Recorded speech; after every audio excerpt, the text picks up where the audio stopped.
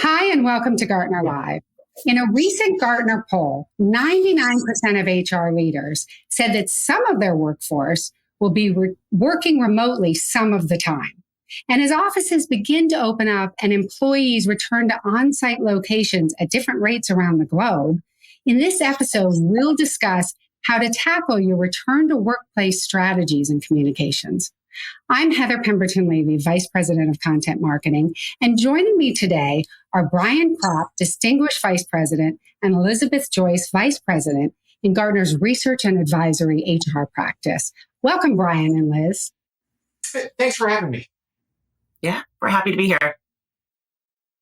Let's start by talking about the biggest consideration business leaders face in deciding when and how to return employees to on-site locations. What are people thinking about right now? Brian? Yeah, what they should be thinking about is how hard it's going to be, in all honesty. If you think back to March of last year, it was very difficult then, but it was actually pretty even. Everyone was leaving the workplace largely at the same time, and everyone was having a very similar type of experience. What we're seeing now, though, is going to be a very uneven and inconsistent experience, with some people working from the home frequently, other people coming into the office frequently, different experiences in different countries and different geographies and different roles and so on. So the biggest challenge we're facing right now as we're returning to the workplace is how uneven and inconsistent it's going to be. And what companies are going to need to do is work through that difficulty, because all of the evidence shows that if we could do that and get to the other side, a hybrid world is going to be much more productive for employees and much more cost-effective for employers. And what about from the employees' perspective, Liz? What are they thinking about right now? Yeah, it kind of, to the point of Brian's point around it being difficult relative to last year. Last year when we were doing return to workplace planning, expectations were that we were going to go back to what we were before. We were going to go out of the office for a couple of weeks. We were going to hopefully get through this pandemic and we were going to come back. But the last 14 months have really changed the expectations of employees in that they want different things from their office space. So not only are we thinking about the sequencing that Brian was talking about and the availability and the capacity that we're able to bring back in, but actually talking about what is the purpose of the workplace and what's the value that the workplace is going to derive, and center some of our reopening strategies on what's the use case of the future, not just what it used to be. Let's talk about the connection between where we're going and how to get there. So this vision for the future. And some of it may start with what we do right now as far as vaccine strategies and vaccination protocols. How do we help leaders think about those types of matters? This is one of the toughest things for executives to have to work through. And you're balancing all sorts of different desires, expectations, experiences from employees. So let me tell you what companies are likely doing in most cases. Relatively surprisingly, for some people, there's very few companies that are actually mandating a vaccine in order for employees to return to the workplace, less than 10%. The vast majority are doing all sorts of things to strongly encourage vaccination, but to not require it and not to track it, whether or not you've actually been vaccinated. So they're doing some things like encouraging employees to self-report whether or not they've been vaccinated, creating incentives to show vaccination cards, those sorts of things. But they're not systematically tracking who is actually vaccinated. Now, getting back to what Liz was talking about, the expectations that employees have coming back to the workplace, what a lot of those employees who have been vaccinated are going to expect when they come back to the workplace is that all of their coworkers have been vaccinated. But that's not likely to be the case at all. And for employees that don't want to be vaccinated, they don't think it's right for the company to force them to be vaccinated in order to return to the workplace. So companies are really encouraging it, but they can't mandate it. They're not tracking it.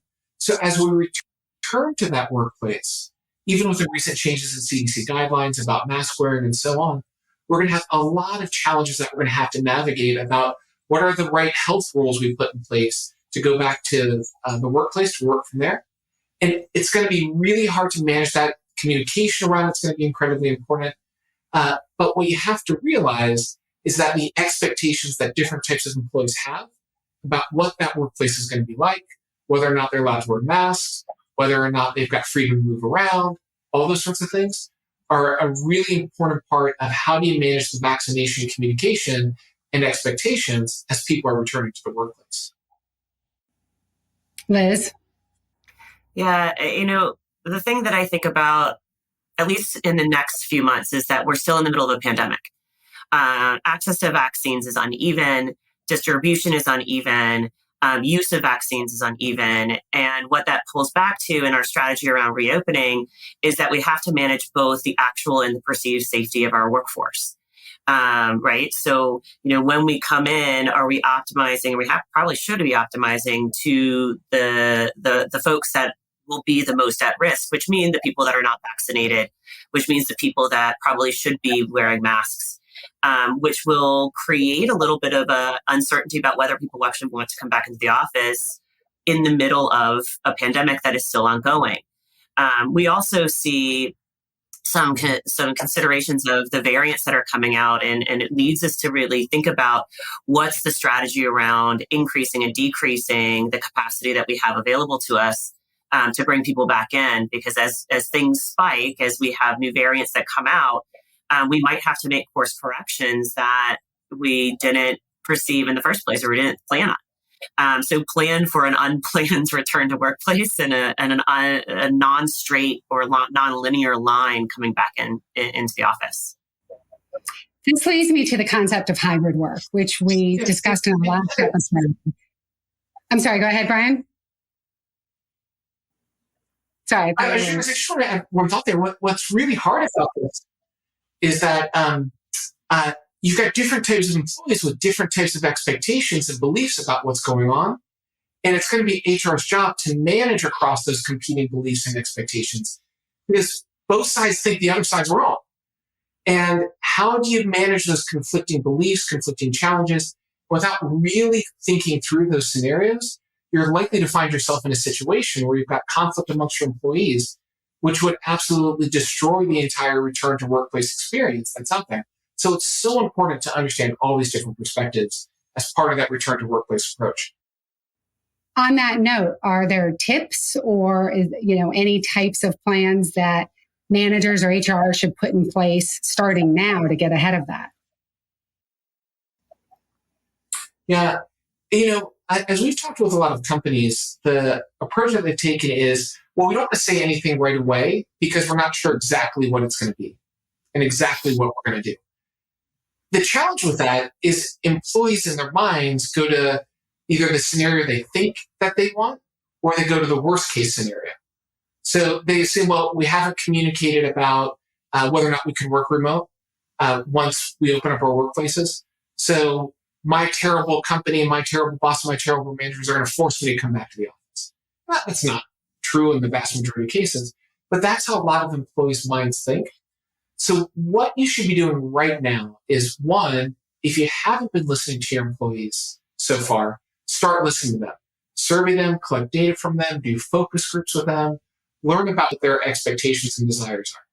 And then two, it's not necessary that you have to provide the detailed guidance of exactly how things are going to work out, exactly when they're going to work out, exactly what you're going to do. But what you have to provide is the general direction of where you're going. Is the expectation that you're going to have some form of hybrid, or is the expectation that you want to have everybody back in the workplace? Now, we've got a viewpoint on which of those is a better strategy, but whatever approach you're taking, you have to share it with the workforce to help set their expectations and start to craft that message as early as possible to set their expectations about what a return to workplace experience is going to be like. Yeah, and to that point, we've talked to a lot of clients about setting their principles or the philosophy around how they'll make decisions around the return to the workplace, right? So there will be guiding principles, health and safety, business need, whatever those decisions or those kind of levers are that people are going to pull. We have to have alignment across the leadership team as to what are those things that are going to guide our decisions. And we have to kind of show our work, right? So when we make some of those decisions where people are going to be across the spectrum of liking the decision that we make, we have to help them understand the why behind the decisions that leaders are making around the return to the workplace or even around future of hybrid. to really ground people in their understanding around the reasons behind the decisions that we're making, and how we're moving forward.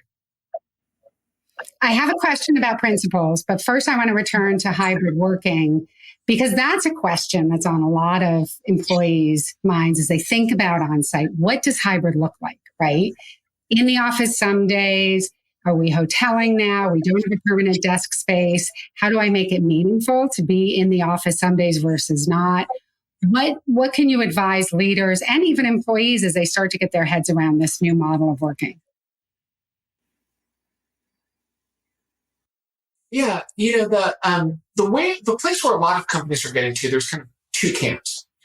One camp is let's mandate a couple of days a week where we expect people to come into the office. So, Tuesday, Wednesday, Tuesdays and Thursdays, Tuesday, Wednesday, Thursday, whatever it is.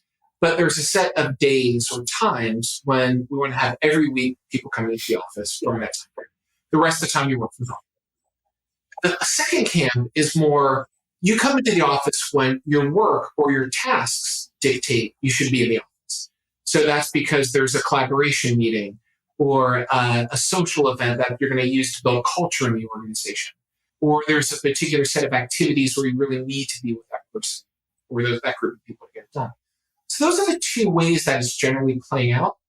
In both of those cases, the idea that you're going to have your own desk that you come back to every time you're in the office is not likely to be true.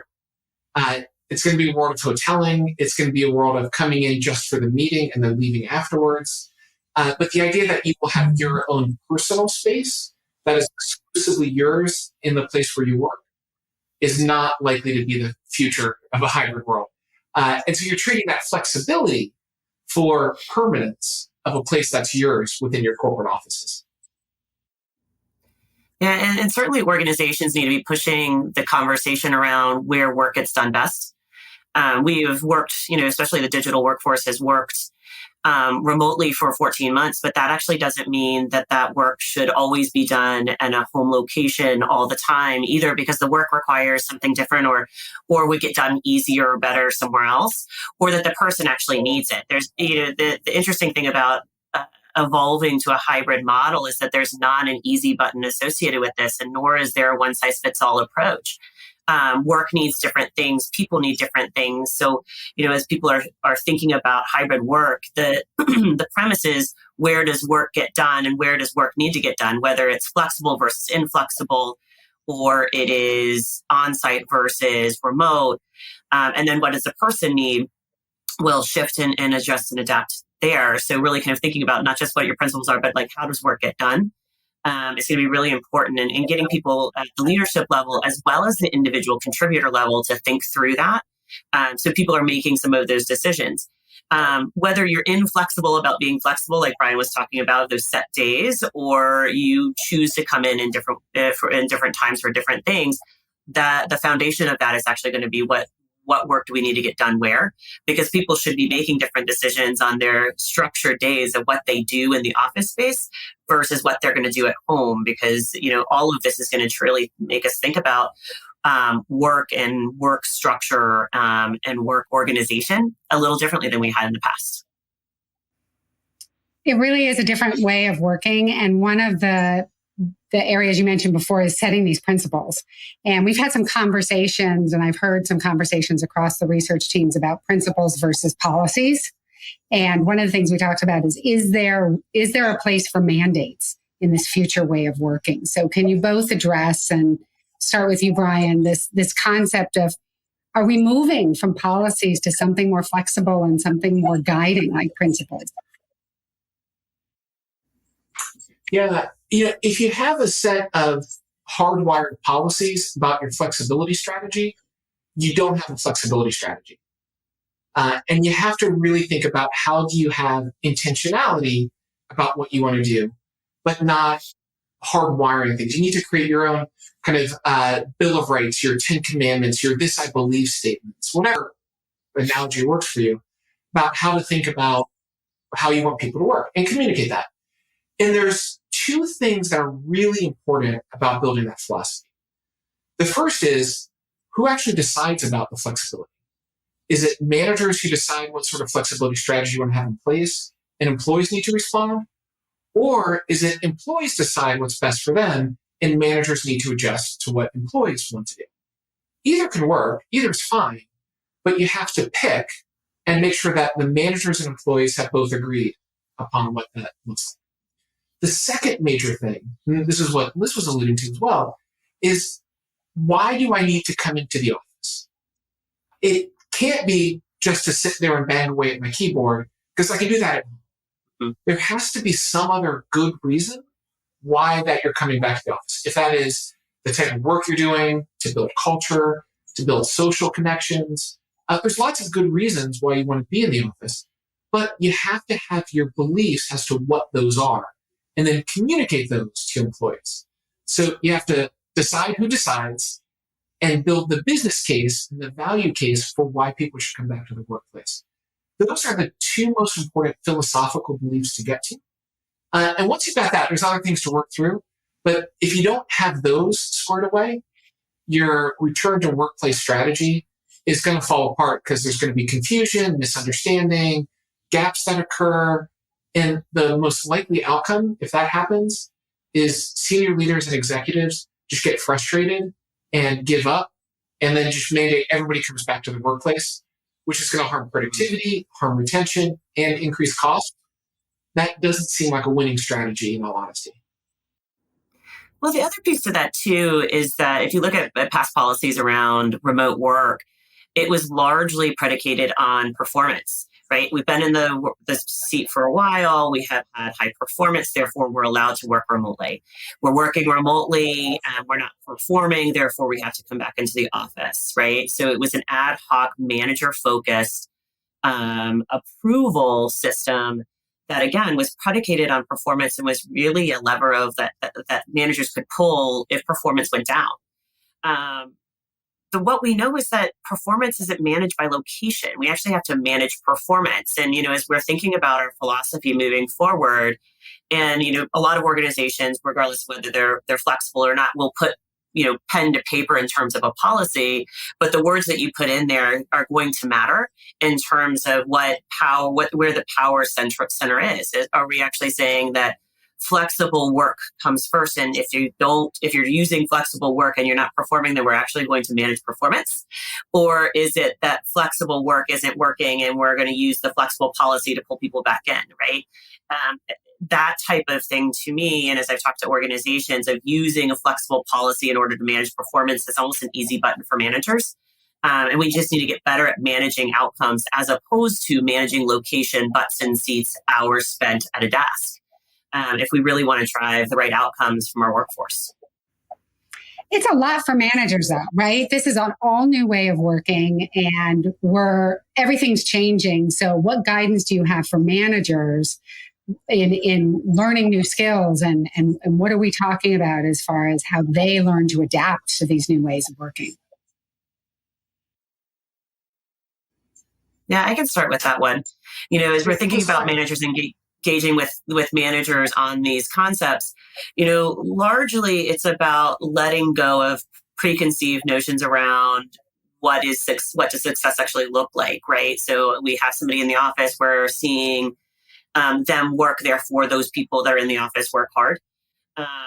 What it requires on the back end, though, is to have regular check-ins with your employees to help them see what they need to be getting done, what the outcomes that they're going after are, how to course correct over time, right? And striking that balance between letting people go because they're not in sight, and micromanaging, getting kind of into the middle of that, of like giving them direction, setting them off on the right path, checking in with them routinely, which, just requires more deliberate management and engagement than maybe we had in the past, where you had some passing by management, if you will, just because you sat near them.